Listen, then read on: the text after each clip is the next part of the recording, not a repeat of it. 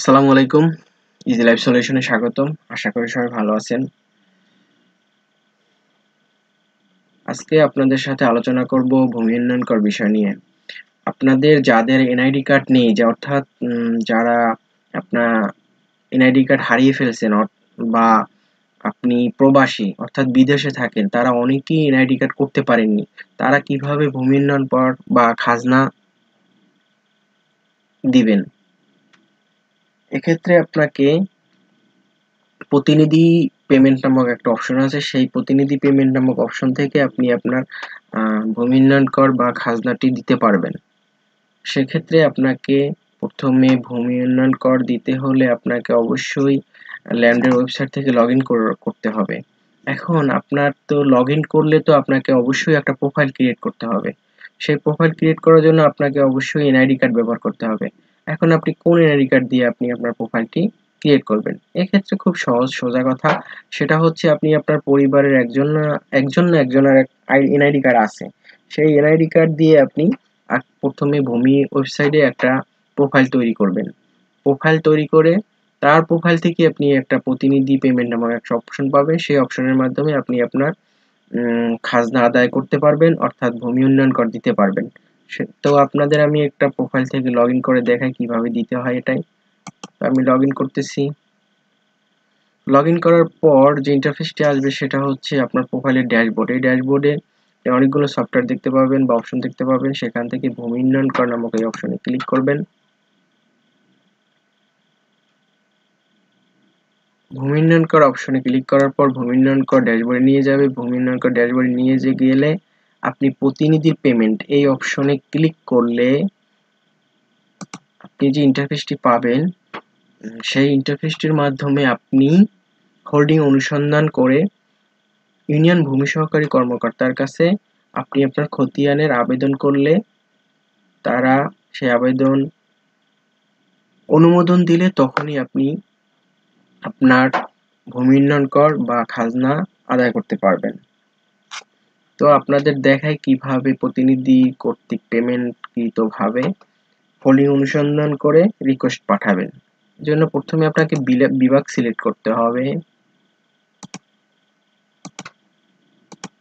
বিভাগ সিলেক্ট করার পর জেলা সিলেক্ট করতে হবে, তারপর উপজেলা সিলেক্ট করতে হবে, মৌজা সিলেক্ট করতে হবে, তারপর আপনি আপনার খতিয়ান নাম্বার দিয়ে দিবেন,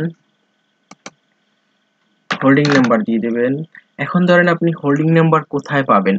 আপনি যদি আগে খাজনা আদায় করে থাকেন সেক্ষেত্রে আপনার খাজনা রসিদে হোল্ডিং নাম্বার দেয়া আছে আপনার খতিয়ান অনুযায়ী। আর যদি ধরেন আপনি হোল্ডিং নাম্বার একেবারে না পান সেক্ষেত্রে আপনি কি করবেন?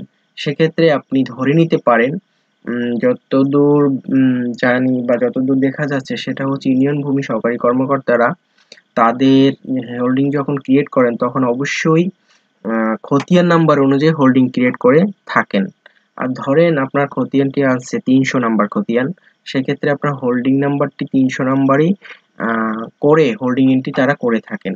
এটা আপনি 300 আপনার খতিয়ান যে নাম্বারটি আছে সেটা দিয়ে হোল্ডিং নাম্বার অনুসন্ধান করে আপনি দেখতে পারেন।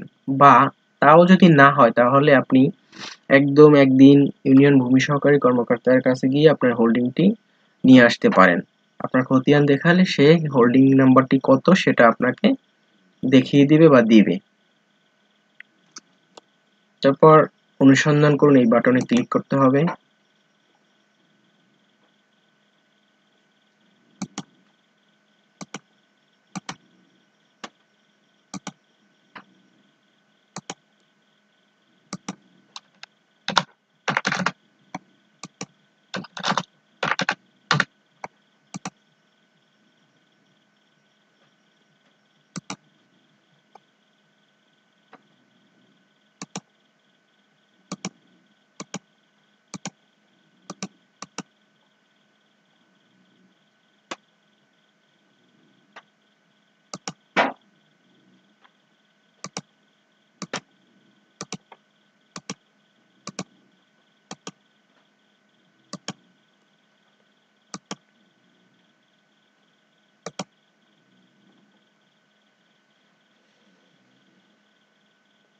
অনুসন্ধান করার পর আপনি দেখতে পাচ্ছেন হোল্ডিং এর তথ্যাবলী চলে আসছে।